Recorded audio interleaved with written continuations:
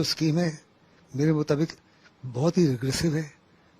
अगर आपने defence minister की स्टेटमेंट सुनी तो उन्होंने सबसे पहले कहा इसका मुख्य मकसद है कि हिंदुस्तान की फौज को एक बेहतरीन, दुनिया की बेहतरीन फौज बनाना। वो शायद भूल गए कि इस समय हिंदुस्तान की फौज दुनिया की सबसे बेहतरीन फौज है और एक सबसे बेहतरीन फौज को आप एक ऑर्डिनरी फौज बनाने में कन्वर्ट करने जा रहे हो। 4 साल के लिए यूथ आकर्षित नहीं होगा, लेकिन जबरदस्ती, क्योंकि बेरोजगारी है, कोई और नौकरी के साधन नहीं है, गवर्नमेंट किसी प्रकार के नौकरी के साधन को नहीं जुटा सकी और 46,000 लोगों को एक ही समय रिक्रूट करने जा रहे हैं, तो लोग आएंगे, लेकिन आने के बाद में बहुत ही जबरदस्त निराशा छा जाएगी, क्योंकि साफ तौर पे जानता है कि 4 साल के बाद में बिना कोई टर्मिनल बेनिफिट्स को उसको बाहर निकाल दिया जाएगा, उसको कागज के टुकड़े दिए जाएंगे सर्टिफिकेशन के लिए। आज का जो सैनिक है, लगभग 55,000 सैनिक जो है हर साल रिटायर होते हैं। वो बड़े सुपर सोफिस्टिकेटेड हाईटेक इक्विपमेंट को मेंटेन करते हैं, ऑपरेट करते हैं। उसके बावजूद उनको सिवाय गार्ड्स के, सिक्योरिटी गार्ड वगैरह की कोई और ड्यूटी नहीं मिलती, कोई जॉब नहीं मिलती। कॉर्पोरेट वर्ल्ड आपको नहीं लेगा और आप पैरामिलिट्री फोर्सेज जो है वो नए रिक्रूट को पसंद करेंगी, बजाय उसको जो फौज ने डिस्कार्ड कर दिया है, एयरफोर्स या आर्मी ने डिस्कार्ड कर दिया है। ऐसे में ये जो अग्निवीर हैं, वास्तव में ये देश के लिए बहुत बड़ी चुनौती के रूप में बदल सकते हैं, क्योंकि इनको बड़ी आसानी से रेडिकलाइज किया जा सकता है, इनको बड़ी आसानी से देश के खिलाफ किया जा सकता है, क्योंकि उनको साफ तौर पे लगेगा कि हमको आपने इस्तेमाल करके फेंक दिया है।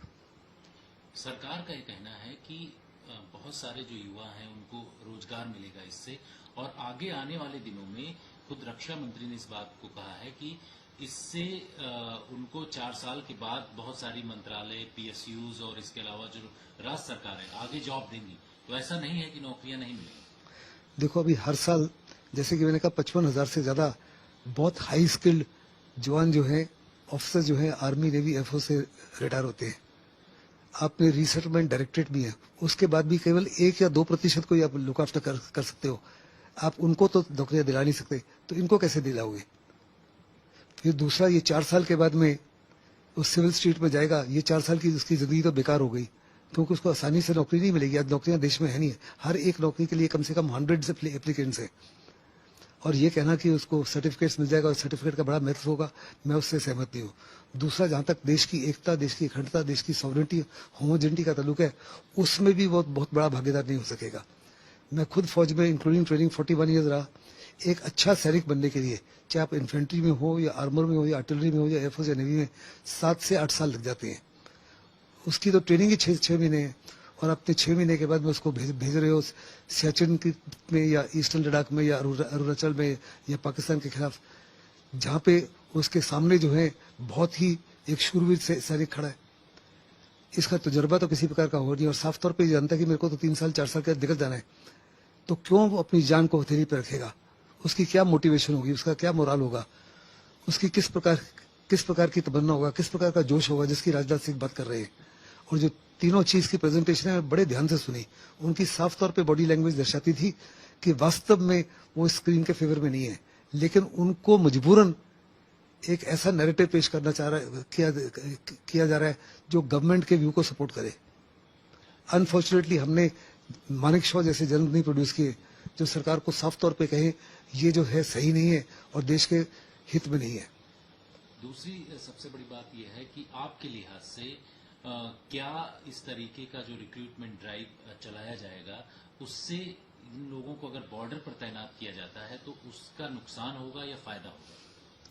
मेरे मुताबिक तो नुकसान होगा, क्योंकि ये किस्म से रॉ सोल्जर होगा।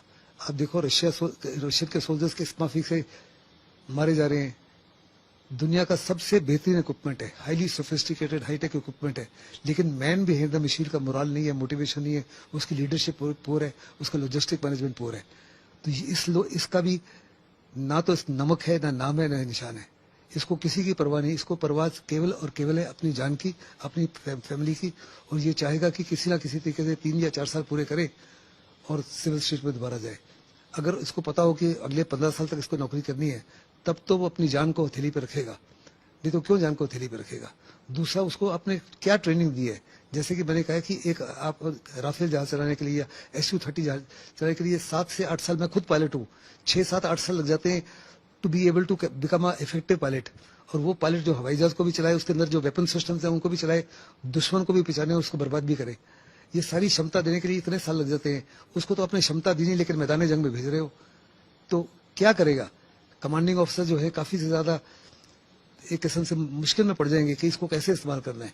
क्या ये दूसरे लोगों के लिए भी लायबिलिटी होगा? पेट्रोलिंग के लिए पे भेजते हो क्योंकि कमजोर तमन्ना है, इसका कमजोर दिल है, उस माफी की ट्रेनिंग नहीं है, उस माफी की मोटिवेशन नहीं है, उस माफी का मोरल नहीं है। क्या वास्तव में ये यूजफुल होगा या दूसरों को भी लेट डाउन करेगा? और जो दूसरे हैं उनके लिए ज्यादा टेंशन बढ़ेगी, उनके ऊपर लोड ज्यादा बढ़ जाएगा, उनकी रिस्पॉन्सिबिलिटी ज्यादा बढ़ जाएंगी और हर साल ये बढ़ती जाएंगी। आपके मुताबिक ये जो सैनिक होंगे इससे नुकसान हो सकता है किसी तरीके का देश को? मेरे मुताबिक तो देश को बहुत बड़ा नुकसान होगा। ये स्कीम जो है आप कह रहे हैं कि समय की पुकार को निकाह में रखते हुए बड़ा लाजमी है कि चेंज लाया जाए। ये चेंज लाया जा रहा है दो मकसद के लिए। एक, देश में बड़ी जबरदस्त बेरोजगारी है, 2024 में इलेक्शंस हैं, आप किसी ना किसी तरीके से युवकों को नौकरी देना चाहते हैं।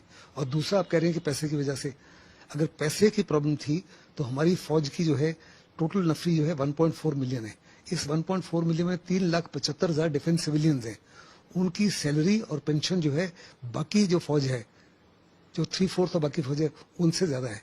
एक सिविलियन जब रिटायर होता है तो उसका पेंशन 5.38 लाख पर ईयर उसको देना पड़ता है, जबकि जवान रिटायर होता है उसको तकरीबन आप 90 लाख रुपए दे रहे हो।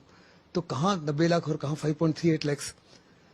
तो शिकायतकर कमेटी जो बैठी थी उन्होंने कहा था ये 3,75,000 डिफेंस सिविलियंस हैं, हमको सर्विसेज में एक भी नहीं चाहिए। लेकिन सरकार जो है वोट बैंक पॉलिटिक्स के लिए उन्होंने यूनियंस है उनको तो हाथ नहीं लगा रही, लेकिन आप अपने कटिंग एज को कमजोर कर रहे हो। जो आपका कटिंग एज है जिसके माध्यम से अपने देश की एकता और अखंडता को कायम रखा है, अगर आप आजादी से पहले का इतिहास देखें तो 1000 साल तक ये देश लगातार हार का सामना करता रहा। जो भी हमारे वेस्टर्न बॉर्डर्स है, जो भी समुद्री मार्ग से आए, हमको पराजित करके चले गए। मोहम्मद गजनवी तो 17 बारी आया, हर बारी देश को प्लंडर करके चला गया। हमारी फौजें कमजोर थी, उनका मोटिवेशन कमजोर था, मोरल कमजोर था, और कमजोर फौजें जो देश की हिफाजत नहीं कर सकती। फालतू बात या बकवास नहीं करेंगे बर्दाश्त। खड़ी हो जाएगी खाट जब चित्रा लगाएगी वाट लगाती चित्रा त्रिपाठी। सिर्फ आज तक डिजिटल पर।